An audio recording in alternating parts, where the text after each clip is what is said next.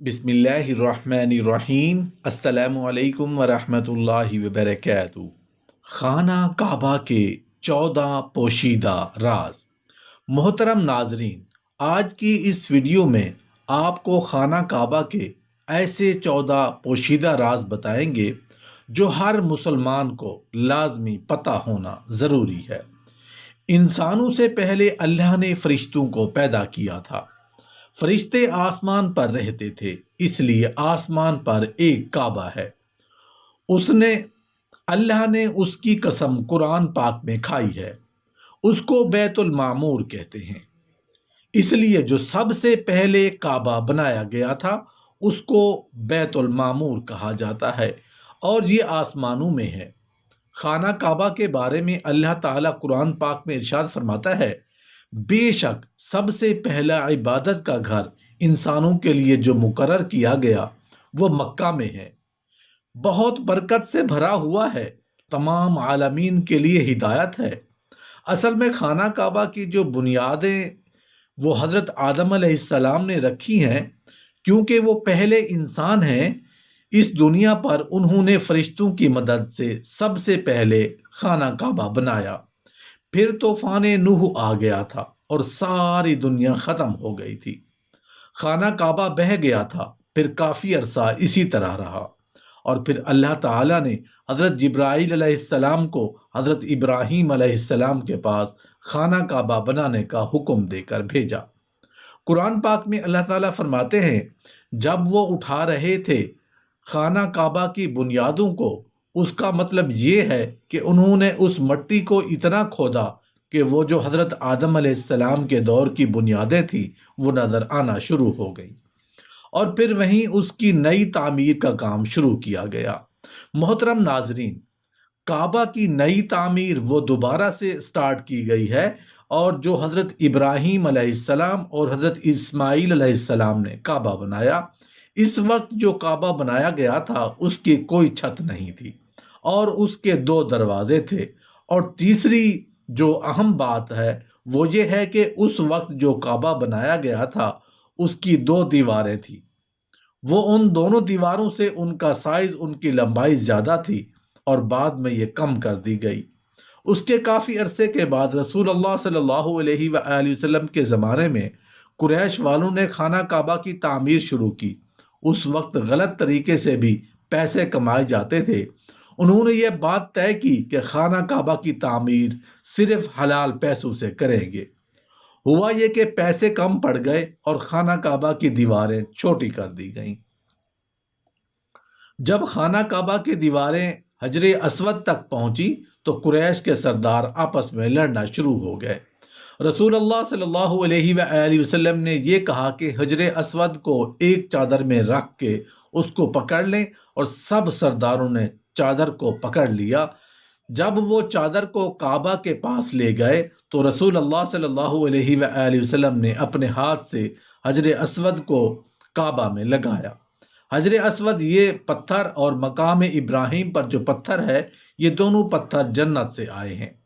इसी पत्थर से तवाफ शुरू किया जाता है और इसी पत्थर पर तवाफ ख़त्म किया जाता है। बहुत सारे हज़ारों लोगों, अंबिया कराम और हमारे प्यारे नबी हज़रत मोहम्मद सल्लल्लाहु अलैहि वसल्लम ने इस मुबारक पत्थर पर अपने होंठ मुबारक रखे हैं। हदीस में आता है कि शुरू में यह पत्थर दूध की तरह सफ़ेद था, फिर लोगों के गुनाहों की वजह से यह काला होता चला गया। जो ज़रूरी बात है वो ये कि यह पूरा एक पत्थर था, लेकिन तारीख में कुछ ऐसे वाक़यात हुए जिसकी वजह से यह पत्थर टूट गया और उसके 8 हिस्से हो गए। सबसे पहले फिर हज़रत अब्दुल्ला बिन ज़ुबैर रज़ियल्लाहु अन्हु ने चांदी का फ्रेम बनवाया और ये हजरे अस्वद के टूटे हुए 8 टुकड़े उठाए, उन्होंने उसके अंदर उसको फिक्स करवाया और खाना काबा पर लगा दिया। तारीख से हमें कुछ इस तरह की मालूमात भी मिलती हैं कि हजरे अस्वद को चुरा लिया गया था। जब उसको वापस किया गया तो वो टुकड़ों में था। 8 टुकड़े हैं वो जो खाना काबा में लगाए गए हैं और 6 टुकड़े जो हैं वो तुर्की में हैं। 4 टुकड़े महमूद पाशा मस्जिद में जो कि इस्तांबुल में है उधर लगे हुए हैं। एक टुकड़ा बल्लू मस्जिद के महराब पर लगा हुआ है اور ایک ٹکڑا عظیم سلیمان کے مزار پر لگا ہوا ہے۔ دوسرے نمبر پر خانہ کعبہ کا دروازہ ہے۔ خانہ کعبہ کے دروازے کو باب توبہ کہتے ہیں۔ جب حضرت ابراہیم علیہ السلام نے خانہ کعبہ بنایا تھا تو اس وقت خانہ کعبہ کے جو دروازے والی جگہ تھی یہ بالکل زمین کے ساتھ جڑی ہوئی تھی، لیکن جب قریش نے کعبہ بنایا تو انہوں نے خانہ کعبہ کا جو دروازہ تھا یہ زمین سے اوپر کر لیا۔ یہ کعبہ کا دروازہ ہے، انہوں نے زمین سے اوپر اٹھا لیا، اور اس وجہ سے کیونکہ وہ یہ چاہتے تھے کہ ہر کوئی خانہ کعبہ میں داخل نہ ہو سکے، کچھ لوگوں کو جن کو وہ منظوری دیں وہ لوگ صرف خانہ کعبہ کے اندر داخل ہو سکیں۔ اگر ہم بات کریں تو سب سے اوپر والے حصے میں لکھا ہوا ہے اللہ جل جلالہ، محمد صلی اللہ علیہ وآلہ وسلم، اور اس کے نیچے قرآن پاک کی بہت سی خوبصورت آیات لکھی ہیں۔ خانہ کعبہ کے دروازے پر لکھا ہوا ہے کہ یعنی ترجمہ آپ کے ساتھ شیئر کر رہا ہوں، کہو کہ اے میرے بندو، لوگوں نے گناہ کر کے اپنی جانوں پر ظلم کیا ہے، کبھی بھی اللہ کی رحمت سے نا امید مت ہونا۔ خانہ کعبہ کے دروازے پر لکھا ہوا ہے آپ کا رب کہتا ہے مجھ سے دعا کرو، میں تمہاری دعا کا، تمہارے پکار کا جواب دوں گا۔ خانہ کعبہ بنایا تو اس وقت اس کی کوئی چھت نہیں تھی، لیکن جب قریش نے کعبہ بنایا تو انہوں نے اس کی چھت بھی بنائی۔ اب جب آسمان سے بارش ہوتی تھی تو بارش کا پانی خانہ کعبہ کی چھت پر جمع ہو جاتا ہے، تو خانہ کعبہ کی چھت سے پانی اتارنے کے لیے بھی تو کوئی پائپ ہونا چاہیے۔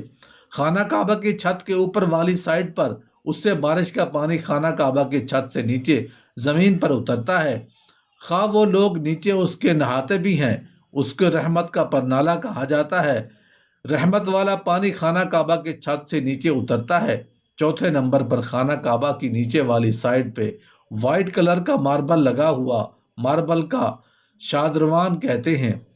اس ماربل کے اوپر کنڈے لگے ہوئے ہیں جن کے اندر رسی ڈال کے خانہ کعبہ کے غلاف کو نیچے سے باندھ دیا جاتا ہے۔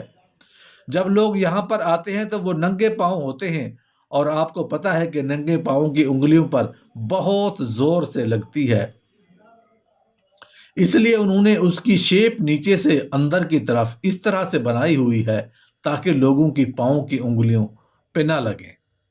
اس وقت کوئی حتیم نہیں تھا، لیکن پھر جب قریش نے خانہ کعبہ بنایا تو وہ خانہ کعبہ بناتے بناتے پیسے کم ہو گئے، تو انہوں نے جو ہے وہ اپنا تقریباً خانہ کعبہ بنایا، اور اتنی جو تھی وہ جگہ بچ گئی، اس کی جگہ انہوں نے پیسے ختم ہونے کی وجہ سے ایک دیوار بنا دی، تو آج تک اس طرح سے خانہ کعبہ ہے، اور اس کے ساتھ جو یو شیپ کی دیوار ہے، اس یو شیپ کی دیوار کو حتیم کہتے ہیں۔ آپ کو معلوم ہوگا کہ جب بھی خانہ کعبہ میں امام صاحب فرض نماز پڑھتے ہیں تو وہ خانہ کعبہ کے اندر تو جا کے نہیں نماز پڑھاتے، خانہ کعبہ کے باہر نماز پڑھاتے ہیں، اور جتنے بھی لوگ ہوتے ہیں خانہ کعبہ کے اندر تو جا کے کوئی بھی نماز نہیں پڑھتا، سب لوگ خانہ کعبہ کے باہر ہی نماز ہونے لگتی ہے۔ تو یہ خانہ کعبہ کے کیونکہ اندر کا حصہ ہے، حتیم اس کو خالی کروایا جاتا ہے، سب لوگ اس کے باہر ہی نماز پڑھتے ہیں، اور جو طواف ہوتا ہے وہ بھی آپ کو پتہ ہے کہ خانہ کعبہ کے باہر ہی سب لوگ طواف کرتے ہیں۔ خانہ کعبہ کے اندر تو طواف نہیں کرتے، اس لیے اس ایریا کے اندر بھی کوئی طواف کرتے ہوئے نہیں جاتا، طواف بھی اس کے باہر سے ہی ہوتا ہے۔ اور اگر آپ کو موقع ملے نفل پڑھنے کا، آپ اس جگہ کے اوپر ضرور نفل پڑھیں، کیونکہ اگر آپ نے اس جگہ پہ نفل پڑھے تو اس کا مطلب یہ ہے کہ آپ نے خانہ کعبہ کے اندر نفل پڑھے۔ اور اس کے علاوہ کچھ باکس میں کچھ سکولرز کے مطابق حتیم کے اندر حضرت حاجرہ علیہ السلام اور حضرت اسماعیل علیہ السلام کی قبر مبارک ہیں، کیونکہ یہ بہت ہزاروں سال پرانی بات ہے، اس لیے یہ کنفرم نہیں ہے، اس کے بارے میں اللہ تعالیٰ بہتر جاننے والا ہے۔ پانچواں نمبر یہ خانہ کعبہ کا دروازہ ہے اور حجر اسود پتھر ہے، اس کے درمیان کی جگہ کو ملتزم کہتے ہیں۔ اس کے ساتھ طرح سے آپ اپنے دونوں ہاتھ سر اور سینہ پر لگا کر کھڑے ہو کر دعا مانگنا سنت ہے، اور یہاں پر بہت زیادہ دعا قبول ہوتی ہے، اس لیے آپ جب بھی خانہ کعبہ آنے لگیں تو دل میں پہلے سے 5-6 دعائیں ضرور یاد رکھیں۔ 7ویں نمبر پہ ہے کہ مقام ابراہیم، آپ دیکھ سکتے ہیں خانہ کعبہ کے پاس ایک جنگلہ لگا ہوا ہے، اس جنگلے کے اندر فریم بھی وہ پتھر ہے جب حضرت محمد صلی اللہ علیہ وآلہ وسلم نے خانہ کعبہ بنا لیا تو اس پتھر کے اوپر کھڑے ہو کے حضرت ابراہیم علیہ السلام نے لوگوں کو حج کے لیے بلایا گیا تھا۔ قرآن پاک میں اللہ تعالیٰ فرماتا ہے کہ حضرت ابراہیم علیہ السلام اپنے مقام پر کھڑے ہو گئے اور کہنے لگے، لوگو، آپ کے پروردگار نے ایک مکان بنایا ہے، لہٰذا اس کے پاس حج ادا کرو، کیونکہ روایت میں یہ بھی آتا ہے کہ یہ والا پتھر اور حجر اسود یہ دونوں جنت سے آئے ہیں، اور کچھ روایت میں یہ بھی آتا ہے کہ یہ والا پتھر وہ پتھر ہے جس پر کھڑے ہو کر حضرت ابراہیم علیہ السلام نے خانہ کعبہ کی تعمیر کی تھی۔ حضرت ابراہیم علیہ السلام اس کے اوپر کھڑے ہو جاتے تھے اور حضرت اسماعیل علیہ السلام ان کو دیتے تھے، تو یہ پتھر خود ہی اوپر ہو جاتا تھا جہاں پر پتھر لگانا ہو، پھر حضرت ابراہیم علیہ السلام وہاں پر پتھر لگا دیتے تھے، لیکن یہ بات کنفرم ہے کہ اس پر حضرت ابراہیم علیہ السلام کے پاؤں کا نشان ہے، کیونکہ قرآن پاک میں اس کا ذکر ہے اور اللہ تعالیٰ قرآن پاک میں اس کے بارے میں فرماتا ہے، مقام ابراہیم کو نماز پڑھنے کی جگہ بناؤ، اس وجہ سے طواف کرنے کے بعد لوگ اس کے پیچھے نفل پڑھتے ہیں اور اس کو بہت افضل سمجھا جاتا ہے۔ ضروری بات تو یہ ہے کہ پہلے یہ خانہ کعبہ کے ساتھ ہی ہوتا تھا۔ جب حضرت عمر فاروق رضی اللہ عنہ نے یہ دیکھا کہ اس کی وجہ سے طواف کرتے ہوئے اس جگہ پر لوگوں کا رش بن جاتا ہے تو انہوں نے اس کو تھوڑا سا پیچھے کر دیا تاکہ لوگوں کا رش نہ بنے، لوگ آسانی سے طواف کر سکیں۔ جب اس کی صفائی کرنی ہوتی ہے تو یہ وائٹ سے بورڈ سائڈ پر لگائیں۔ یہ خانہ کعبہ کے 4 کونے میں ہے۔ خانہ کعبہ کے چاروں کونوں میں 2 کونوں کو زیادہ اہمیت حاصل ہے۔ حضرت ابراہیم علیہ السلام نے خانہ کعبہ بنایا تھا، اس کے 4 کونے تھے۔ خانہ کعبہ کے اس کونے کو رکن حجر اسود کہتے ہیں، کیونکہ اس کونے کے اوپر حجر اسود پتھر لگا ہوا ہے، اور اس کونے کو رکن یمانی بھی کہتے ہیں کیونکہ اس کونے کی جو ڈائریکشن ہے وہ ملک یمن کی طرف ہے، اور اس کے کچھ حصے کے اوپر خانہ کعبہ کا غلاف نہیں ہے، کیونکہ رسول اللہ صلی اللہ علیہ وآلہ وسلم نے اس کونے کا اپنے ہاتھ سے استلام کیا تھا، یعنی کہ اپنے ہاتھوں سے اس کونے کو ٹچ کیا تھا۔ اس لیے آپ یہاں پر جب بھی آئیں گے حجر اسود کا بوسہ بھی دیں، اور یہ رکن یمانی کا یہ جو حصہ ہے اس کے اوپر خانہ کعبہ کا غلاف نہیں ہے۔ جس حصے کے اوپر اپنے ہاتھوں سے استلام کریں، یعنی اس کو اپنے ہاتھوں سے ٹچ کریں، سنت رسول صلی اللہ علیہ وآلہ وسلم کو پورا کریں۔ رسول اللہ صلی اللہ علیہ وآلہ وسلم جب بھی رکن یمانی اور رکن حجر اسود کے درمیان سے گزرتے تھے تو دعا پڑھتے تھے، اللہ تعالیٰ آپ کو بھی انشاءاللہ لے کر جائے گا، اور جب بھی آپ کے ان درمیان سے گزرنا ہو تو آپ بھی دعا پڑھیں، اور خانہ کعبہ کے اس کونے کو رکن عراقی کہتے ہیں کیونکہ اس کی ڈائریکشن ملک عراق کی طرف ہے، اور خانہ کعبہ کے اس کونے کو رکن شامی کہتے ہیں کیونکہ اس کی ڈائریکشن ملک شام کی طرف ہے۔ 12 نمبر پر ہے خانہ کعبہ کا غلاف۔ جب خانہ کعبہ کا غلاف بنایا گیا تھا تو ان وقتوں میں خانہ کعبہ پر کوئی غلاف نہیں ڈالا جاتا تھا، پھر وقت کے ساتھ ساتھ red, white, green, different colour جو ہے نا وہ غلاف کعبہ پر ڈالے گئے۔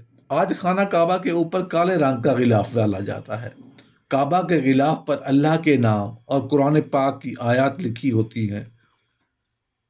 پہلے کعبہ کا غلاف مصر سے بن کر بڑی شان و شوکت سے آیا کرتا تھا۔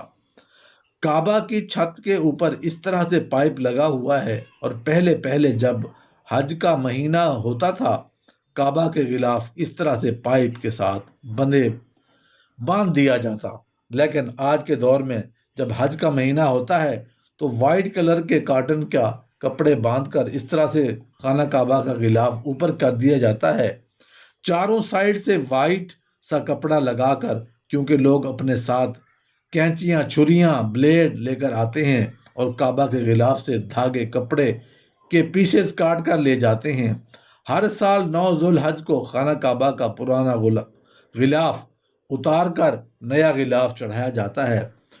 تو کیا آپ کو پتہ ہے خانہ کعبہ کے 4 کونے ہوتے ہیں، اور جو ہم طواف سٹارٹ کرتے ہیں وہ خانہ کعبہ کے حجر اسود والے کونے سے سٹارٹ کرتے ہیں۔